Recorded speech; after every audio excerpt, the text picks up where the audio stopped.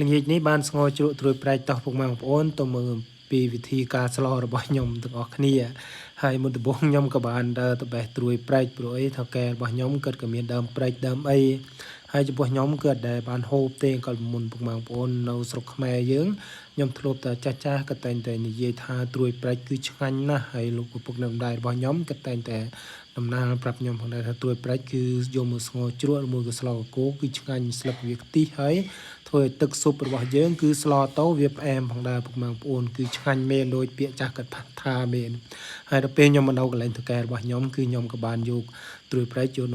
កមកស្ងោជ្រក់ហើយនឹងយកទៅស្លកកូរគឺឆ្ងាញ់មែនទែនពុកម៉ែបងប្អូនហើយខ្ញុំបេះត្រួយប្រែករួចខ្ញុំក៏បានរៀបចំ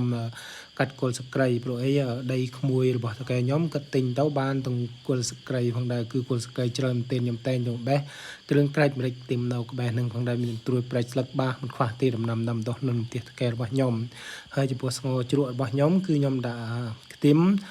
ស្លឹកគ្រៃហើយដេងហើយនឹងស្លឹកក្រូចផងដែរពុកម៉ែបងប្អូនហើយខ្ញុំដាំទឹកឲ្យពុះខ្ញុំរៀបចំដាក់ជាសាច់ជ្រូកបេចិនចំពោះសាច់ជ្រូកបេចិនរបស់ខ្ញុំមានតែខ្លាញ់ហើយនឹងសាច់តិចទេពុកម៉ែបងប្អូនសាច់ជ្រូក2ជើនអត់មាន3ជើនទេខ្លាញ់នឹងសាច់តិចតួចទេ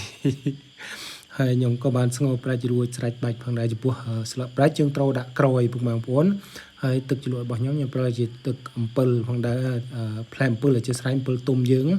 ទឹកជ្រក់របស់ខ្ញុំជូរផ្អែមប្រៃផងដែរពុកម៉ែបងប្អូនគឺមកល្មមខ្ញុំចូលចិត្តរបៀបជូរផ្អែមប្រៃផងដែរ